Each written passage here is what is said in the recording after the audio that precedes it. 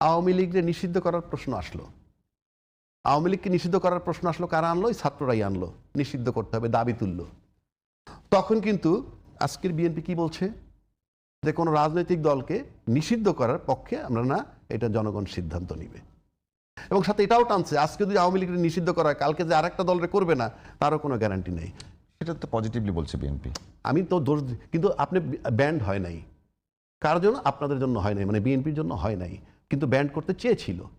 এখন আপনি একটা জায়গায় আসেন, আপনি যে দলটাকে ব্যান্ড করলেন না, আরও ঘটনা বলি, এটাকে নিয়ে নাকি জামাত ইসলাম হাইকোর্টে গেছিল রিট করতে ব্যান্ড করার জন্যে। সেখানে তখনকার তৎকালীন যে ছিলেন আপনার অ্যাটর্নি জেনারেল, উনি বললেন যে না, একটা আদর্শকে আমরা আদালত আইনের মাধ্যমে বন্ধ করতে পারি না। তার মানে কি? উনিও চাননি। উনি কে? তখন যাই হোক, এখন কিন্তু উনি বিএনপির টিকেটে মনোনীত করছেন। তার মানে আলটিমেটলি এই আওয়ামী লীগ, এই ফেসিবাদকে ব্যান্ড করা যায় নাই, নিষিদ্ধ করা যায় নাই আপনাদের জন্য না, বিএনপির জন্য। আমাদের জন্য মানে বিএনপির জন্য, সেটা বলছি। তো এই যে ব্যান্ড করা গেল না, আজকে আমরা ফেসিজম তারা বলতেছি, তাই ফেসিবাদে ব্যান্ড করতে অসুবিধাটা কোথায় ছিল? দলমত নির্বিশেষে সবাই, কিন্তু আমরা সেটা ব্যান্ড করিনি। আবার আজকে আমরা তার ভোট নিয়ে কারাকারি করতেছি, মানে কি?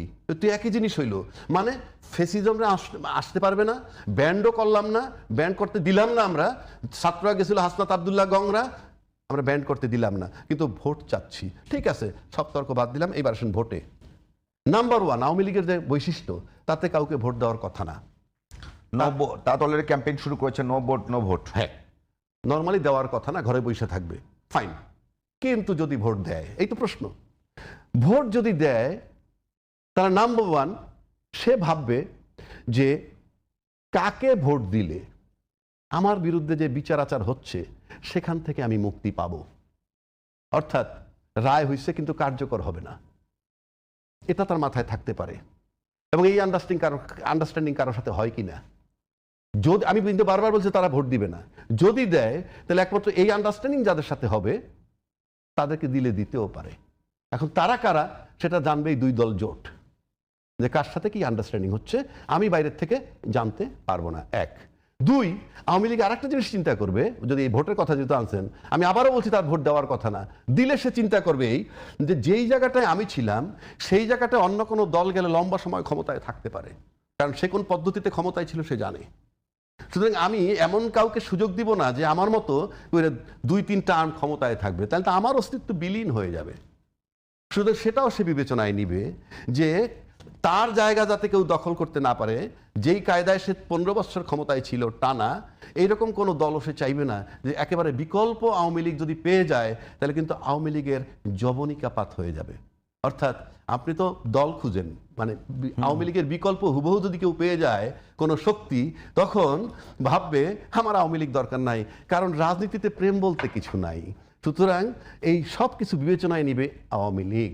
যদি ভোট দেয় কাউকে, প্রথম তার নিজের সেফটি চিন্তা করবে যে আমার বিরুদ্ধে মৃত্যুদণ্ড হয়েছে, আমার লোকের দণ্ড হয়েছে, সেইটাকে ডিলে করবে কারা, এটা যেমন ভাবতে পারে। আবার উল্টাটা ভাববে, যদি কাউরে দেই সে যদি আলটিমেটলি আমার জায়গাটা দখল করে নিয়ে যায়, যেই শক্তির বদলে আমি 15 বছর ছিলাম সেই জায়গাটা অন্য করে আবার সে বসতে দিবে কিনা তার সন্দেহ আছে। দিলে যদি আপনার 15 বছর জন্য আউট হয়ে যায়, সেই সব বিবেচনায় কিন্তু আপনার আলটিমেটলি ভোটটা কাউকে না দেওয়ার সম্ভাবনা বেশি। বাট এই শর্ত সাপেক্ষে দিতে পারে, দেওয়ার পর যদি তারা মৌকুব পেয়ে যায় তখন আবার তাদের বিরুদ্ধে তারা আন্দোলন করবে। যে দল গণতন্ত্র চায় নাই গত 15-16 বছর যাবত, ওই তো লিডারশিপের কথাই বলছি। ওই লিডারশিপ যেহেতু ফ্যামিলি কেন্দ্রিক দল, ও লিডার গেলেই মনে করেন দল সরে যায়, যাই হোক তাকে তাড়ায় দেওয়া হয়েছে। তারপরে একই কথা আবার বলতে হচ্ছে, যখন দলটাকে নিষিদ্ধ করার প্রশ্ন আসলো, যে দল গণতন্ত্রে বিশ্বাস করে না, যে দল গুম হত্যা, যে দল আয়নাঘর বানায় এবং বিনা বিচারে হত্যা করে, তাকে ব্যান্ড করা ছিল আমাদের জরুরি। সেটা আমরা ব্যান্ড করতে পারি নাই আজকের বিএনপির জন্য। সুতরাং আপনি ওইটাকে ব্যান্ড করতে পারি নাই, আবার তার 25% ভোটার শুধুমাত্র বিএনপির জন্য। সরকার কি করেছে? সরকার কি করে সেই ব্যাখ্যা দিচ্ছি। এখন আসেন, সরকারে কি কোনো রাজনৈতিক কমিটমেন্ট শেষ করতে দেন? বাধা দিয়েছে। হ্যাঁ, আপনি আমার কি জন্য এই তখনকার যে বিএনপি তারা রেখেছে, আর যারা বিরোধিতা করছে যে নিষিদ্ধ করা দরকার, তারা আপনি সরকার বলেন সরকার পারে নাই। কেন পারে? সরকার তো বলছে আমি করবো না নিষিদ্ধ, কিন্তু সরকার কি করছে? একটা মধ্যবর্তী জায়গায় গেছে, কি এটাকে নিষিদ্ধ করলাম না, কার্যক্রম নিষিদ্ধ করলাম, কার্যক্রম। কিন্তু আমার প্রশ্ন তো সেখানে না, আমি ধরে নিলাম দল নিষিদ্ধ করেন নাই, আপনার গণতন্ত্রের নামে করেন নাই, সব ঠিক আছে, তার ভোট আবার প্রত্যাশা করেন কেন? তার ভোট কোন দিকে যাবে এটা নিয়ে ভাবেন কেন? এটা নিয়ে ভাবতেছি কেন আমরা? জাহান্নামে যাক তার ভোট। আমি তো ওই ফেসিজমটাকেই লাইক করি না। তাহলে আপনি তার ভোট ক্যালকুলেট করুন। আজকে যদি আওয়ামী লীগ এসে বলে ভোট দিবেন, এবং এমন বয়ান আমরা শুনতেছি, বলতেছে আমাদেরকে ভোট দিলে আমরা আপনাদের বিষয়ে খেয়াল রাখবো, বলতেছে না? সবাই বলতেছে। কেন এই কথা বলবে? সব তাহলে তো পক্ষই আপনি- বলতেছে। তাহলে তো আপনি ফেসিজমের সমর্থকদেরকে সেফ করার গ্যারান্টি দিচ্ছেন শুধুমাত্র ভোটের জন্য। আপনাদের কারো আদর্শ নাই। আদর্শ থাকলে আপনি ফেসিজমের ভোট চাইতেছেন এবং বলতেছেন যে আমাদেরকে ভোট দিলে আমরা আপনাদের দিকে খেয়াল রাখবো, প্রকাশ্যে বলতেছে। কোন বিধান? এই যে হটকারিতা রাজনীতিতে, তাহলে ফেসিজমের চেয়ে তো খারাপ এইটা যে আপনি গণতন্ত্রের ধ্বংসকারী হিসাবে বড় একটা দলের সরাই দিয়া খোলা মাঠ পাই এখন আপনি আপনার মতো কথা বলতেছেন। তাহলে আপনি ফেসিজমের ভোট নিয়ে একটা শব্দ উচ্চারণ করতে হবে, যারা খুশি তারে দেখ, দিলে দিল, না দিলে না দিল। আপনি আলাপটা করেন কেন? আপনার কোনো রাইটই তো না এটা বলার যে আপনারা আমাদেরকে ভোট দিলে পরে আমরা আপনাদেরকে খেয়াল রাখবো। তার মানে কি আপনি ফেসিজমের পক্ষের শক্তি দিকে খেয়াল রাখবেন? তারেক রহমান সাহেবকে আমরা ভাবতেছি সবকিছু সিচুয়েশন মিলাইলে যে হয়তো উনি প্রধানমন্ত্রী হবেন, এবং ওনার কাছে অনেক ফার্স্ট হ্যান্ড ইনফরমেশন থাকার কথা। উনি যখন বলতেছেন যে এখনো নির্বাচন বানচাল করার ষড়যন্ত্র দেখতেছেন, আমার কাছে মনে হয় নির্বাচনটাকে যদি সুষ্ঠু করতে চান তাহলে এটা একটু ক্লিয়ার করা দরকার। ক্লিয়ার করা কার কাছে? রাজ্জাকির কাছে না।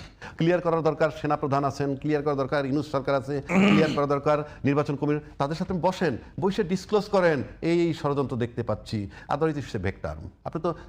আপনি বলবেন তো এটা ষড়যন্ত্রটা কি হতে পারে? আমি মনে করি উচিত, 1 নম্বর। 2 নম্বর আসেন, নির্বাচন নিয়ে সবাই শঙ্কা দেখলেও আমি আজকে পর্যন্ত কোনো শঙ্কা দেখছি না। এখন প্রশ্ন হচ্ছে যে নির্বাচনী ট্রেনটা চলতেছে, মনে করেন সামনে থাকে ইঞ্জিন আর পিছনে সব বগি, তাই না? এই বগির ভিতরে আছে কারা জানেন? যারা ভোট করবে, এমপি হবে, অর্থাৎ রাজনৈতিক দলের নেতা কর্মী সব আছে। কোথায় যাচ্ছে? 12 তারিখের দিকে। এই ট্রেনটা চলছে 12 তারিখে। এখন আসেন ইঞ্জিন। সেই ইঞ্জিনটা কারা? ইঞ্জিন তো একটা অনেক কিছু কম্বিনেশন। সেই ইঞ্জিনে কি কি আছে? ইঞ্জিনে আছে বড় স্টেক হোল্ডার সরকার, তারপরে স্টেক হোল্ডার নির্বাচন কমিশন, তারপরে স্টেক হোল্ডার মনে করেন 3 বাহিনী, কারণ এরকম ক্রাইসিস টাইমে তাদের একটা রোল থাকে। তারপরে স্টেক হোল্ডার মনে করেন জামাত, এনসিপি আর বিএনপি, 3 মিলে একটা পলিটিক্যাল স্টেক হোল্ডার। তার সাথে আছে কিছু প্রজাতন্ত্রের কর্মকর্তা কর্মচারী যারা নির্বাচনটা করেন। এই সব মিলে হয়েছে ইঞ্জিন।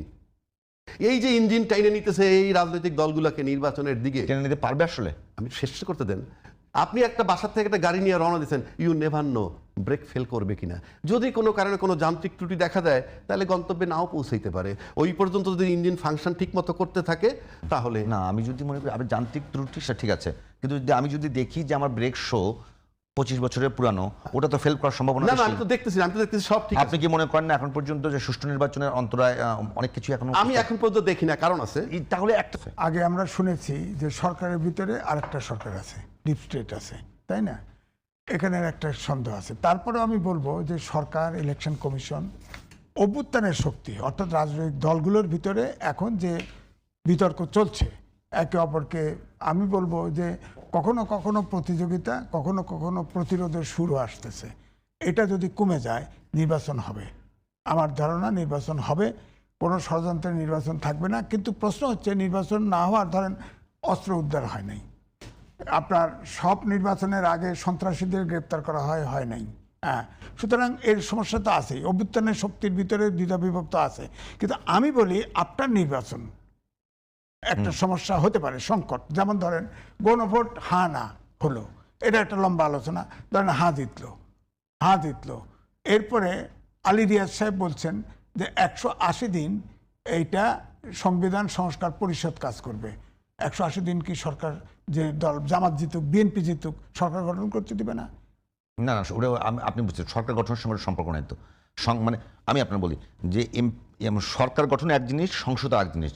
সংসদে ওই 180 দিন তারা সংবিধান সংস্কার করে দায়িত্ব পালন করবে। বুঝছি তো, সরকার গঠনের সাথে সম্পর্ক। আপনি যেটা বলছেন যে আলোচনাটা রাজ্জাকি ভাই করলো, এটা নেতৃত্বের ডিসিশনটার প্রশ্ন আসলো। যারা মূল নেতা তারা কিন্তু বিদেশে টাকা পয়সা নিয়ে কেটে পড়ছে, পালায় গেছে তারা। এখন আছে যারা ঢাকায় আছে বা বাংলাদেশে আছে, তারা মূলত সমর্থক যারা, তারা সমর্থকরা দুইভাবে দেখতেছে। হয়তো এক, এনসিপি জামাতের সাথে জয়েন করার পরে একটা কিন্তু ভোটের, অর্থাৎ ফেসিবাদের ভিতরে একটা পরিবর্তন আসছে বলে আমার জানা। হ্যাঁ, কারণ ফেসিবাদীদের মূল শত্রু হলো এনসিপি। মানে এক নম্বর শত্রু। এক নম্বর শত্রু, এক নম্বর, তারা আন্দোলনে অগ্রভাগে ছিল। এখন তারা 30 জনের নিরাপত্তার জন্য গণ অভ্যুত্থানের সকল শক্তিকে বাদ দিয়ে তারা 30 জন নিরাপত্তার জন্য জামাতের সাথে জয়েন করছে। সেটা অন্য প্রশ্ন। আমি যেটা বলতেছি, না, আমি ওটা বলছি। আমি বলছি যে তাহলে যেহেতু প্রধান শত্রু জামাত জোটে চলে গেছে, ফেসিবাদীদের প্রধান, সুতরাং আর ফেসিবাদ যেটা বলতেছে তারা মনে করবে বিএনপি একটা মধ্যপন্থার দল, সেখানে রাজনীতি করলেও করা যেতে পারে, কিন্তু জামাত হচ্ছে একটা রেজিমেন্টের দল, তারা এটা আফগানিস্তান বানায় না ইরান বানায় ঠিক নাই, সুতরাং রাজনীতি বন্ধ হয়ে যেতে পারে, সুতরাং ডোর ওপেন রাখতে হবে, সুতরাং মারো বিএনপির ভোট, এটাই হতে পারে যদি ভোট কেন্দ্রে যায়। আর যদি ভারত থেকে সিদ্ধান্ত দিয়ে দেয় কেউ ভোট বর্জন করো, ভোট দিও না, হয়তো অল্প কিছু যাইতে পারে, আত্মীয় স্বজন হিসাবে, এলাকাবাসী হিসেবে যাইতে পারে, তখন ভোট কিন্তু আসবে না, তখন কেউ পাবে না ভোট, ব্যাপারটা এরকম হবে। তবে এটা ঠিক যে এই যে এনসিপি জামাতের সাথে যুক্ত হওয়ার ফলে রাজনীতির কিন্তু তরুণ ভোটারদের ভিতরে তরুণ ভোটার এবং ফেসিবাদের সমর্থকদের ভোটারদের এলোমেলো হয়ে গেছে, এলোমেলো হয়ে গেছে। তাহলে এখন পর্যন্ত একদম সাধারণ ইয়েতে বলি যে এখন পর্যন্ত আওয়ামী লীগের যদি সর্বনিম্ন 20% ভোট, 20% ভোট ধরি, আবার সংখ্যালঘুদের ভোট আছে 5%, সেই হিসাবে আর কোনো শঙ্কা থাকছে না বিএনপি জোটের। না, আমার হিসাবটা ভিন্ন।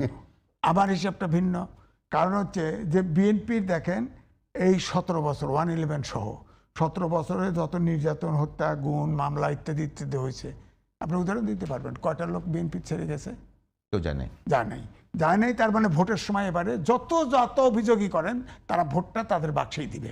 এবং আওয়ামী লীগ এবং বিএনপির ভোট কাছাকাছি ছিল, অল্প মার্জিন ছিল, জামাত যে পক্ষে গেছে রাজ্যকে বলছে সেই পক্ষ জিতছে, জামাতের কিছু ফিক্সড ভোট ছিল উইনিং ফ্যাক্টর যেদিকে যায়। এবারে আপনি যেটা বলতেছেন, আমার কাছে হিসাবটা হচ্ছে এই ফেসিবাদ যেটা বলতেছেন সমর্থক, এরা যেদিক যাবে সেদিকে জিতবে। আমি বলতেছি, মানে আপনি বলেন না, হ্যাঁ, ফেসিবাদের সমর্থক আপনি বলছেন না। আমি তো মনে করি তারা ভোটার, যারা ভোটার তারা। আমি বলছি যে মানে আওয়ামী লীগের সমর্থকরা, আমি ওই জায়গায় শোনেন, গণতন্ত্রে বিশ্বাস করবেন কিন্তু গণতান্ত্রিক ব্যবস্থা রাখবেন না, তা হয় না। গণতন্ত্র চাইবেন, একটি দল নিষিদ্ধ করতে চাইবেন আইন বাদ দিয়ে, তা কেন? আমি তো চাই না। যে দল গণতন্ত্র চায়, কেন করছিল না? শেখ হাসিনা ফাঁসি দিতে পারেন, কোর্টের পার্টি ব্যান করতে নিষিদ্ধ করতে পারেন। যে দল গণতন্ত্র চায় না তাদেরকে কি বলবেন? গণতন্ত্রের ভিতরে নিয়ে আসবেন না, ডক্টর যে দল গণতন্ত্র চায় তাদেরকে গণতন্ত্রের ভিতরে নিয়ে আসবেন। গণতন্ত্র চায় না, যে দল গণতন্ত্র চায় তাদেরকে গণতন্ত্রের ভিতরে নিয়ে আসবেন। না, তারা মানুষ। আমি বলছি যে এখানে ফেসিবাদের পার্টির না, তারা ভেঙে গেছে। আপনি বলেন না, ফেসিবাদের যে শেখ হাসিনার পরিবারের, তারা কি ওই দলকে সমর্থন করে না? শুনেন, পরিবারের একটা সদস্য বাংলাদেশে আছে। ভাই, আমি প্রশ্ন করছি, আমি জানতে একটা সবই অনেক। আজিজ ভাইয়ের যে প্রশ্নটা করছে বিপু ভাই, সেটা আমি বলি। আপনি বলতেছেন যে দল গণতন্ত্র চায় না তাদেরকে গণতন্ত্রের ভিতরে নিয়ে আসবেন, তাকে গণতন্ত্রের ভিতরে নিয়ে আসবেন। গণতন্ত্রের না, আমি বলি আপনি আমি বলি যে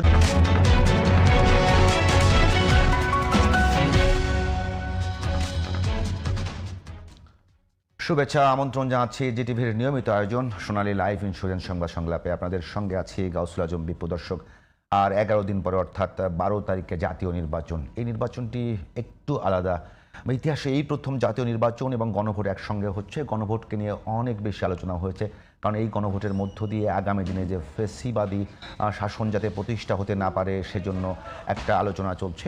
এই বিষয় ঠিক এই সময় যে বিষয়টি গুরুত্বপূর্ণ, এখন নতুন করে যে বিষয়টি আলোচনায় এসেছে সেটি হলো যে দলটি কখনো নির্বাচনের জয়ের আশা করেনি কখনো জাতীয় নির্বাচনে, জামায়াতে ইসলামী এবং তার জোট, তাদেরও সম্ভাবনা অনেক দেখা যাচ্ছে। তো এই সব বিষয়গুলো নিয়ে সব জায়গায় যেহেতু আলোচনা হচ্ছে, আমরা আলোচনা করবো এই বিষয়টি নিয়ে, ভোটের হাওয়া কোন দিকে, বিষয়টি নিয়ে আমাদের সঙ্গে আলোচনা করবেন দুজন অতিথি। প্রথমজন অ্যাডভোকেট আবু হেনা রাজ্জাকি, রাজনৈতিক বিশ্লেষক। দ্বিতীয়জন এম এ আজিজ, সিনিয়র সাংবাদিক। আপনাদের দুজনকে আমাদের স্টুডিওতে স্বাগত। শুরু করব আজিজ ভাই আপনাকে দিয়ে। আমি যেটা বলছিলাম যে একেবারে আলাদা নির্বাচন, ইতিহাসে এরকম নির্বাচন কখনোই হয়নি যে গণভোট এবং জাতীয় নির্বাচন একসাথে বাংলাদেশে এবারই প্রথম হচ্ছে। এই নির্বাচনটাকে কেমন দেখছেন? এবং এই নির্বাচনটা নিয়ে যে শঙ্কা এখন পর্যন্ত অনেকেই করে, মানে শুরু থেকেই তো অনেক আলোচনা আছে যে শঙ্কা আছে নির্বাচন হবে কি হবে না, এখন পর্যন্ত সেই শঙ্কাটা কিন্তু আছে, কিন্তু অনেক ছোট পরিসরে। সেই শঙ্কাটা এখন পর্যন্ত কেন আছে সেটা বলবেন। আর 2 নম্বর, এই নির্বাচন নিয়ে আপনি কতখানি আশাবাদী যে কেমন নির্বাচন হবে এটি? ধন্যবাদ আপনাকে। নির্বাচনে কোনো জরিপ টরিপ এগুলো আমার কাছে কিন্তু অনেক এক্সাম্পল বাংলাদেশে আছে। 2001 সালে পৃথিবীর কোনো জরিপ বলে নাই বিএনপি সরকার গঠন করবে, কিন্তু করেছে। জনগণ গোপনেই ভোট দিয়েছে, আমি বলবো, কারণ কারণ নাইলে তো আমরা বুঝতাম এবার যদি বলে বলছে বিএনপি ক্ষমতায় আসবে, না। বিএনপি বড় দল, আপনি কি বলছেন সেটা উঠে যাবে? না, এখনো বিএনপি বড় দল। আমি জনগণের ভোটের উপরে আমি আস্থা রাখি। আস্থা রাখি, কারণ আমি এখনই গ্যারান্টি দিতে পারবো না। কারণ হচ্ছে বিএনপি বড় দল, তাদের ভোট বেশি, আওয়ামী লীগ নাই, সুতরাং তার ক্ষমতায় আসতে পারে এই ধারণাটা তো আছে। কিন্তু রেজাল্ট যে উল্টাবে না এই গ্যারান্টি কেউ দিতে পারে না। তাহলে 2001 সালে উল্টাইলো কেন? এবং আওয়ামী লীগ তো মন্ত্রী পরিষদ প্রায় ঠিক করে ফেলছিল। 2091 কথা বলছেন? 291, সরি, 1991। হ্যাঁ 1991। তো আওয়ামী লীগ তো শেখ হাসিনা তো মন্ত্রী পরিষদ প্রায় ঠিক করে ফেলছিল, রেজাল্ট উল্টায় গেল। তো এই জন্যই আমি বলছি যে নির্বাচনের রেজাল্ট কিন্তু আপনি বলতে পারেন না। কারণ এখন এবারে ধরেন যেটা বলতেন যে ধরেন নির্বাচন তো স্বাভাবিক। এখন আওয়ামী লীগ দল নাই, নির্বাচনে নাই, ফ্যাসিস্ট পালিয়ে গেছে, অভ্যুত্থানের শক্তিরা নির্বাচন করেছে। আগে জামাত বিএনপির সাথে ছিল, এখন বিএনপি ইসলামিক কিছু দল এক জায়গা করে তারা নির্বাচন করছে। 10টি দল, এখন 11টি হয়ে গেছে, 11টি দল নিয়ে নির্বাচন করছে। সুতরাং সারা দেশে তো আলোচনায় মূলত এই দুই জোটই আছে, বিএনপি এবং জামাতের নেতৃত্বে। সুতরাং ভোট তো এখানেই হবে। এখন বিএনপির ব্যাপারেও কিছু প্রচারণা আছে, জামাতের ব্যাপারেও প্রচারণা আছে। এখন ভোটার কোথায় ভোট দিবে এটা তো বলা মুশকিল। তবে আমি ভোটের, যেমন দেশের যে অবস্থা, ভোট তো হতেই হবে, ভোট ছাড়া তো বিকল্প নাই। কারণ ভোটের আর 11 দিন আছে। আমি আসবে আপনাকে বলি যে এইবার এক দল আট দলকে আক্রমণ করছে, তো নির্বাচনে সবসময় করেই থাকে। এইবার যেমন জামায়াতে ইসলাম বিএনপিকে আক্রমণ করছে যে তারা দুর্নীতিগ্রস্ত এবং চাঁদাবাজি করে, বিএনপি আক্রমণ করছে যে জামায়াতে ইসলামের 1971 সালে তাদের ভূমিকা খুবই নেতিবাচক ছিল, তারা রাজাকার ছিল, আলবদর ছিল, আলসাম ছিল। আসলে বাংলাদেশে এইবারের নির্বাচনে মানে একটা যুক্ত হয়েছে যে ইসলামপন্থী দলগুলোকে তারা একসাথে করে ধর্মকে ব্যবহারের চেষ্টা চলছে। তো জামাতের পক্ষ থেকে অভিযোগ যে বিএনপি দুর্নীতিগ্রস্ত এবং চাঁদাবাজ, আর বিএনপির পক্ষ থেকে অভিযোগ যে 71 সালে তাদের অবস্থান খারাপ ছিল এবং 71 সালে ভূমিকা খারাপ ছিল, সাথে যুক্ত হয়েছে তারা ধর্মকে ব্যবহার করছে। আসলে আপনার কাছে কি মনে হয় সাংবাদিক হিসেবে বাংলাদেশের মানুষ এবার কোন দিকটাকে গুরুত্ব দিতে পারে? ইতিহাসের নেতিবাচক যে ভূমিকা ছিল সেটি, নাকি এখন বাজারে যাদের যে নেতিবাচক ভূমিকা আছে? আমি আমার কথা বলতে পারি। আমি মনে করি যে 54 বছর দেশ স্বাধীন হয়েছে, এই দেশে মানুষের মনোজগতে এমন পরিবর্তন ঘটে গেছে, মনে হয় আমরা তিনজন সৎ আছি, সুবিধার মতো চেয়ার পাইনি বলে, নইলে আমরাও দুর্নীতি করতাম। অর্থাৎ মানুষ জাতি ধ্বংস হয়ে গেছে, মনোজগৎ শেষ হয়ে গেছে। এখন জামাতে ইসলাম বলা হচ্ছে চাঁদাবাজের দল, বিএনপির থেকে কোনো উত্তর পাচ্ছি না। তো বিএনপিকে একবার বলা উচিত ছিল না শক্ত করে, অন্তত ক্ষমতা গিয়ে দুর্নীতি জিরো টলারেন্স বা দুর্নীতি লাগাম টেনে ধরবো বলছে, কিন্তু এটা ধরে শুনে আসে না। আবার জামাত ইসলাম দেখেন মুক্তিযুদ্ধের বিরোধী শক্তি, এতে কোনো সন্দেহ নাই। তারপরে আপনি দেখেন পোস্টাল ব্যালট, তারপরে ভোট ট্রান্সফার, তারপরে বাসায় গিয়া নারীরা গিয়া এনআইডি চাওয়া, বিকাশ নাম্বার চাওয়া, এগুলো আছে। তারপরে তাদের রাজনীতিটা পরিষ্কার নাই। কারণ আগে তো আমি এক এক করে আমি একটু বলতে চাচ্ছি যে আসলে প্রত্যেকটা নির্বাচনে এক একটা ফ্যাক্টর কাজ করে না। তো নিঃসন্দেহে 71-এর ভূমিকা কারো যদি নেতিবাচক থাকে, 71-এর ভূমিকা কারো খারাপ থাকে, 71 যদি বাংলার মানুষের বিরুদ্ধে কি অবস্থান নিয়ে থাকে, সেটা নিঃসন্দেহে বড় ধরনের একটা মানে নেগেটিভ তার পয়েন্ট। সাথে যদি দুইটা বিষয় দাঁড়িয়েছে এখন, বিএনপির পক্ষ থেকে অভিযোগ জামাত ইসলামের বিরুদ্ধে যে তারা 71 সালে রাজাকার ছিল, স্বাধীনতা বিরোধী অপশক্তি ছিল। জামাতের পক্ষ থেকে বিএনপির বিরুদ্ধে অভিযোগ যে বিএনপি চাঁদাবাজের দল। আসলে সাংবাদিক হিসেবে আপনাকে জিজ্ঞাসা করছি যে আসলে মাঠে মানে কোন ন্যারেটিভটাকে মানুষ রিসিভ করতে পারে বলে মনে হয় আপনার? না, দেখেন, সাধারণ লোক, গ্রামে বাস করে প্রায় 80% লোক, 30% লোক অক্ষরজ্ঞানী নেই। তো সুতরাং এই দেশে যতই বলেন এখন দুর্নীতি তো সব জায়গায়, আপনার দুর্নীতি। সুতরাং দুর্নীতি তো 1 নম্বর প্রবলেম আমার কাছে মনে হয়, 1 নম্বর প্রবলেম। আইন শৃঙ্খলা বাহিনীর কথা বলে, আপনার সরকার যদি গাঢ় চলা হয়, শক্ত হয়, সরকার যদি দুর্নীতির আচ্ছন্ন না হয়, অবশ্যই সৎ লোকের শাসন হলে তো অবশ্যই দুর্নীতি নির্মূল করা সম্ভব। সময় লাগতে পারে। আবার জামাত যে প্রক্রিয়া নির্বাচন করতেছে, তাদের রাজনীতি পরিষ্কার না। এখন আগে ছিল সৎ লোকের শাসন চাই, কোরআনের আইন চাই, এখন আর ওটার ভিতরে নেই। এখন ওরা এখন হিন্দু যে নমিনেশন দিয়েছে, হে তো মদ খায়, হে তো পূজা করে। আবার আল্লামা সাইদির বক্তৃতা শোনান, ইউটিউবে পাবেন, সবগুলো কর্ম, জামাতের যতগুলো কর্ম আছে সব ইসলাম বিরুদ্ধে। আল্লামা সাইদির, সে তো জামাত করতো, তার তো হত্যা করেছে। তো দেখেন তারটা শোনেন। দ্বিতীয়টা, এই যে নারীদেরকে বোরকা পরায় বাড়িতে বাড়িতে ঘুরাচ্ছে, এটা নিয়ে তো বিশ্বাস করেছে মানুষ যে বিকাশ নাম্বার চায়, এনআইডি চায়। বলেন বিকাশ নাম্বার দিয়ে কি করবে? এই নির্বাচনে বড় ধরনের নেগেটিভ ভূমিকা পালন করে। হ্যাঁ, এটা নেগেটিভ ভূমিকা পালন করবে। কারণ জামাত তো এই যে গুপ্ত কাজ করতেছে, এটাই একটা বড়, এটাই তার মাইনাস পয়েন্ট। নাহলে জামাত যেভাবে কাজ করতেছে প্ল্যানে, কৌশলে, এটা কৌশলটা যদি মানুষের কাছে গ্রহণযোগ্য হতো, ধর ভোটার ট্রান্সফার, বরিশালের ভোট চলে আসতেছে ঢাকার এক সিটে, হ্যাঁ, এটা ইলেকশন শিডিউল দেওয়ার আগেই তারা পরিকল্পনা করে ফেলছে, হ্যাঁ। এবং বাংলাদেশের ইতিহাসে একটা নির্বাচনে 7 লক্ষ ভোট ট্রান্সফার হয়ে ঢাকা শহরে ঢুকছে, এটা হয় নাই। এটা জনাব রাজ্জাকি, একেবারে অভিযোগগুলো আমি আপনার একেবারে যদি সহজ করে বলি, যে মানে একটা রাজনৈতিক দল যে এক এলাকা থেকে আরেক এলাকায় ভোট নিয়ে যাবে, শুধুমাত্র নির্বাচনকে টার্গেট করে তাদের আদর্শিক পরিবর্তন নিয়ে আসবে।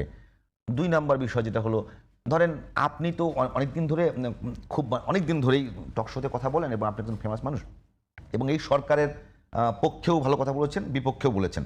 আমার প্রশ্ন হলো, একটা দলকে যেভাবে সরাসরি চাঁদাবাজ হিসেবে প্রতিষ্ঠিত করার চেষ্টা হচ্ছে, ধরেন আমি বারবারই যেটা বলি, বিভিন্ন শোতেই বলেছি, যে মানে প্রেস ক্লাব থেকে শুরু করে মতিঝিল পর্যন্ত যদি সরকার কাউকে বসতেই না দেয়, কোনো দোকান বসতেই না দেয়, ফুটপাতে কাউকে বসতেই না দেয়, তাহলে তো ওখান থেকে চাঁদাবাজির প্রশ্ন আসে না। তো চাঁদাবাজি আসলে কার সমস্যা? সরকারের সমস্যা নাকি যে চাঁদা নেয় তার সমস্যা? না, ধন্যবাদ আপনাকে। অনেকগুলো কথা বলতে আসবে, আমি চাঁদাবাজ প্রসঙ্গে প্রথমে আসি। আচ্ছা, আসেন। যদি আপনি আমার প্রশ্ন করেন, ভাই আপনার কাছে কেউ চাঁদা চাইছে? না, আমার কাছে চায় নাই। আমার কাছে কেউ চাঁদা চায়নি। আজিজ ভাই কাছে চাইতে পারে। না, আমার কাছে জানি। তাহলে ঠিক আছে। আমি কি ব্যবসা করি নাকি? আমি কি দোকান বসাইছি? হকার নাকি? আমার কাছে ঠিক আছে, চাইবে? আমি বলতেছি ওইভাবে যদি বলি, চাঁদা আমার কাছে কেউ চায় নাই। কিন্তু প্রশ্ন হচ্ছে যে চাঁদাবাজের অভিযোগ আছে। কি অভিযোগ? আজিজ ভাই আমার কাছে চাঁদা নেয়, আজিজ বলতেছে বিপু আমার কাছ থেকে চাঁদা নেয়, বিপু সাহেব বলতেছে রাজ্জাকি আমার কাছ থেকে চাঁদা নেয়। বিষয়গুলো এইরকম। একমাত্র যিনি চাঁদা দেন তিনিই জানেন কে তার কাছে চাঁদা চায়, এছাড়া আমি বলতে পারবো না। এই যে কে চাঁদা চায় এইটা জানে একমাত্র যিনি চাঁদা দেন। চাঁদা যিনি এইরকম একটা বায়বীয় অভিযোগ দিয়ে No, no, no, no, no, আমি দলের কথা বলছি না তো। বড় সংকটে ফেলা হয়েছে। আমি দলের কথা বলছি না তো, আমি চাঁদা দিচ্ছি, আমি বলতে পারবো চাঁদা নেয় কে, ন্যায়টা কে আসলে? আমি সেটা বলছি। চাঁদা কে নেয় তো আমি জানি না, আমি তো বললাম আমার কাছে চায় না। কিন্তু যিনি চাঁদা দিচ্ছেন একমাত্র তিনি জানেন কে তার কাছে চাঁদা চায়। সুতরাং সে যখন ভোট দিবে, সে তখন ডিসাইড করবে যে আমি কি চাঁদাবাজরে ভোট দিব না চাঁদাবাজের বাইরে ভোট দিব। আমি কিন্তু জানি না কে চাঁদা নেয়, আমার অভিযোগও নাই, কারণ আমার কাছে কেউ চাঁদা চায় না। সুতরাং এটা ভোটার ডিসাইড করবে। ভোটার জানে যে তার কাছ থেকে চাঁদা কে নেয়, ব্যাস সে সিদ্ধান্ত নিবে। সুতরাং এটা তো কে চাঁদাবাজ কারে বললো এতে কিছু আসে যায় না, যদি আমি ভোটে বিশ্বাসী থাকি। না, কিন্তু এবার তো মনে হচ্ছে যে নির্বাচনের পুরো মানে ক্যাম্পেইন, মানে সব জনসভা থেকে সব জায়গায় একটা বড় ইস্যু হিসেবে দাঁড়িয়েছে চাঁদাবাজি। আমি তো বিষয়টা ছোট দেখছি না, কিন্তু সেটা তো ভোটাররা ডিসাইড করবে। একমাত্র ভোটাররা জানে তার কাছ থেকে চাঁদা নেয় কে, আমি কেমনে বলবো? রাজ্জাকি ভাই একটু হেল্প করি। আমার বাসার সামনের দোকানগুলোতে চাঁদাবাজি হয়। যখন 5ই আগস্টের পরিবর্তন ঘটার পরে দেখা গেল এক পক্ষকে চাঁদা দেয়, মানে অর্থাৎ পক্ষ চেঞ্জ হয়ে গেল। পরে আবার এগ্রিমেন্ট করছে, আগের পক্ষের সাথে এগ্রিমেন্ট করছে নতুন পক্ষ, যে দেখো পুলিশ আসলে আমরা মানে নতুন পক্ষ আর পুলিশ, যাই হোক, তার মানে সেটা তো আপনার কথায় চাঁদাবাজি হচ্ছে। একটা দলের একজন নেতা সে শুনছে এই চাঁদাবাজির কথা বললি, আমাকে জিজ্ঞেস করছে, ভাই আমি তো চাঁদা নেই, যে কি করেন? কয় ওই আওয়ামী লীগের চলে যাওয়ার পরে অটোমেটিক ওরা এসে আমার কাছে চাঁদা দিচ্ছে। আমি ওইটাই বলতেছি, একমাত্র চাঁদা দাতা জানেন কে চাঁদা নেয়, এছাড়া কেউ জানে না। চাঁদা দাতা জানেন কে চাঁদা নেয়, সে কাকে দেয়, এবং ভোট দেওয়ার সময় সে সিদ্ধান্ত নেবে।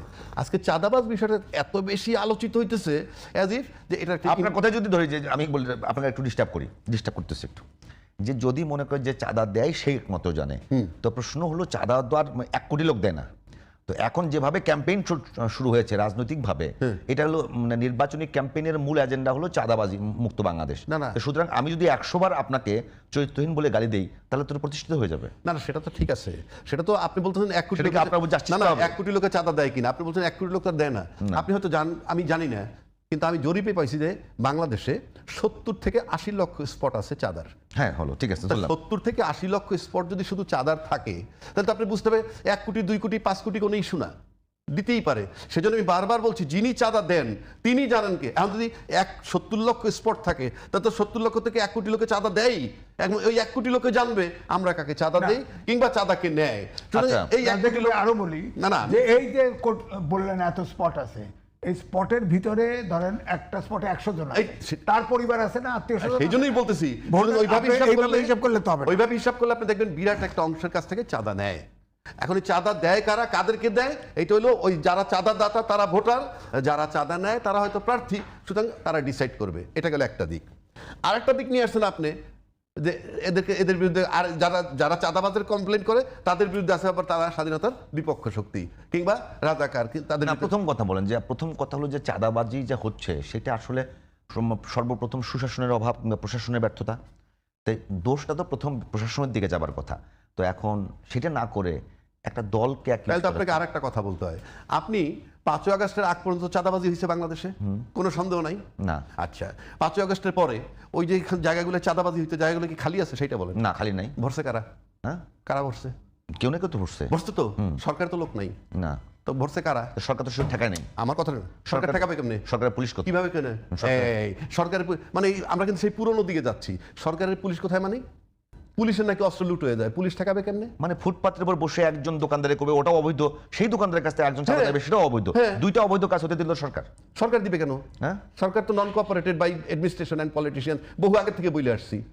আপনি শুনেন, এমনটা অভিযোগ উঠতে পারে না। না, রাজ্জাক ভাই, এমনটা অভিযোগ উঠতে পারে না যে, এমনটা অভিযোগ উঠতে পারে না যে আমি সুন্দরী নারী আপনার সামনে দিলাম, আপনাকে বিতর্কিত করবেন না। না, আমি বলি সবকিছুর দায় কিন্তু আলটিমেটলি সরকারের, সেটা আমরা বলতেছি।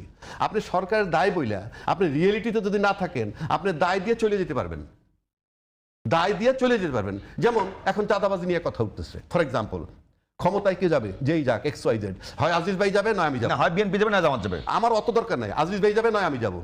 হ্যাঁ, আমরা দুইজনই কি বলিষ্ঠ কণ্ঠে বলছি আমরা ক্ষমতায় আসলে কোনো চাঁদাবাজি হবে না? আমি চ্যালেঞ্জ ছুড়ে দিলাম, কেউ তো বলে নাই। দুইজন বলছে, জামাত জোট বলছে, বিএনপি জোট বলছে। কোথায় বলছে হ্যাঁ, যে আমরা ক্ষমতায় গেলে কোনো চাঁদাবাজি হবে না? এই সেন্টেন্সটা দেখেন। তারেক রহমান তার সমাবেশে বলছে যে চাঁদাবাজির বিরুদ্ধে ব্যবস্থা নেব আমরা। কি বলছে বলেন? চাঁদাবাজি হবে না, বন্ধ করব।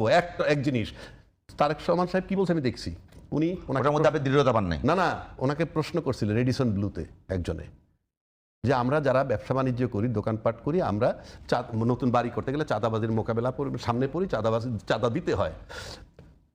আপনার ক্ষমতায় আসলে এই চাঁদাবাজি বন্ধ হবে কিনা? এটার আমার যদি আপনি আমাকে বলেন, 1 লাইন উত্তর, ইয়েস, আমরা ক্ষমতায় আসলে কোনো চাঁদাবাজি হবে না, শেষ। কিন্তু কি বলছেন উনি? দুর্নীতি, চাঁদাবাজি একটা বিশাল ব্যাপার এবং এটাকে দূর করা দরকার, এবং সরকার থেকে বার্তা যাবে, এবং সরকার থেকে বার্তা গেলেই 20-30% দুর্নীতির সাথে সাথে কমে যাবে। তাকে তো প্রধানমন্ত্রী ভাইবা আমি প্রশ্নটা করলাম, উনি তো প্রধানমন্ত্রী ওই মুহূর্তে, তার কাছে স্ট্রেট বক্তব্যটা হওয়া উচিত ছিল এই যে আমরা যদি সরকার গঠন করি, ফ্রম ডে 1 চাঁদাবাজিতে ফুল স্টপ। আর আপনি কি বললেন? বার্তা যাবে, সরকার থেকে বার্তা যাবে। সরকার তো আমি, আমার সামনে তো কল্পিত সরকার সে, আমি সেটা বলছি। সুতরাং আমাদের জবাবগুলা সহজ সরল, মানুষ সহজ সরল জবাব, মানুষ এইটাই প্রত্যাশা করে।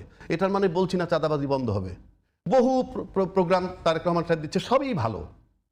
মনে করেন আপনি কি বলে এই ফ্যামিলি কার্ড দিবেন, ভালো প্রোগ্রাম। আপনি কৃষি কার্ড দিবেন, ভালো প্রোগ্রাম। আপনি ধরেন হেলথ কার্ড দিবেন, ভালো প্রোগ্রাম। আপনি বৃক্ষরোপণ করবেন, ভালো প্রোগ্রাম। খাল খনন করবেন, ভালো প্রোগ্রাম। সবই ভালো প্রোগ্রাম, কিন্তু এই সব বক্তব্যগুলা সুন্দর গ্রহণযোগ্য যদি হয়, সেখানে আপনাকে যারা প্ল্যান করে বলতেছে তাদের একটু হিসাব নিকাশ করে বলতে হবে। যেমন এটা বাস্তবায়ন কিভাবে হবে, এটার সোর্স অফ ফান্ড কোত্থেকে আসবে। আপনি যদি বলেন আমি বলে দিলাম হবে, আপনি তো নিশ্চিত করতে হবে। সে ফর এক্সাম্পল ফ্যামিলি কার্ড, ভালো উদ্যোগ, আমি বারবার বলতেছি ভালো উদ্যোগ। আপনি 4 কোটি পরিবার যদি প্রতি মাসে 2,500 টাকা করে ইকুইভ্যালেন্ট খাবার পায় অথবা টাকা পায়, এটা ভালো না? কিন্তু প্রশ্ন হচ্ছে তার সাথে তো একটা হিসাব করতে হবে কত হাজার কোটি টাকা মাসে লাগে। মাসে লাগলে কোত্থেকে আসবে, সেটা যদি ভায়াবল না হয় তাহলে তো আমি সন্দেহে পড়ে যাবো। কেননা আপনি সেটা ধরুন কি রাজস্ব বাড়িয়ে দিবেন ব্যবসায়ীদের, কিংবা ভ্যাট বাড়িয়ে দিবেন, সেটা বাড়াই দিলে ব্যবসায়ীরা কিভাবে নিবে, সবটা পার্শ্ব প্রতিক্রিয়া কি হতে পারে। সুতরাং যারা তাকে বলতেছে, তারেক রহমান সাহেব আমি কোনো দোষ দিব না, বিকজ ওনার একটু উনি দেশ চালাবেন এইটুক মাথায় উনি সব কিছু বিষয় রাখতে পারবেন না, কিন্তু যারা বলেন তারা তো একটা সাথে ক্যালকুলেশন দিবেন, সেই ক্যালকুলেশনটাকে আদৌ তারা থ্রো করতেছেন ওনার কাছে? আপনি 50 কোটি গাছ লাগাবেন, আপনি বৃক্ষরোপণ স্বাস্থ্যের জন্য ভালো, রাষ্ট্রের জন্য ভালো, দেশের জন্য ভালো, কোনো সন্দেহ নাই, কিন্তু এই যে গাছগুলো লাগাবেন কোথায়, পরিকল্পনা কি, কিভাবে লাগাবেন, বাজেট কত, কথার কথা বলছি, এটা তো সাথে আসতে হবে। কিন্তু ওনাকে যারা দিয়ে দিচ্ছে উনি হয়তো বলে দিচ্ছেন, কিন্তু চিন্তা করে তো বলতে হবে। সেই জন্য আমি বললাম এটা নিয়ে কথা বলি আজিজ ভাই, একেবারে স্পেসিফিক করে যদি বলি, মানে গণভোট এই সময়ে সবচেয়ে একটা অন্যতম আলোচিত বিষয়। ধরেন জুলাই সনদ বাস্তবায়ন, সংস্কার নিয়ে অনেক আলোচনা হয়েছে, এই সরকারকে আনাই হয়েছিল মানে সংস্কার এবং বিচারের জন্য। তো এখন প্রশ্ন হলো যে এই যে যখন নির্বাচনী ক্যাম্পেইন শুরু হলো, তখন অন্যান্য দলগুলো যখন একেবারে বিভিন্ন টক শোতে বিভিন্ন জায়গায় হইচই শুরু করলো যে বিএনপির পক্ষ থেকে এখন পর্যন্ত আনুষ্ঠানিকভাবে তারেক রহমান কোথাও গিয়ে হ্যার পক্ষে ভোট চান নাই। এর আগে সংবাদ সম্মেলন করে অবশ্য বিএনপি বলেছে যে আমরা হ্যার পক্ষে করবো, কিন্তু তৃণমূলে অনেক জায়গায় দেখা গেছে যে বিএনপির অনেক নেতা নার পক্ষে ক্যাম্পেইন করছে।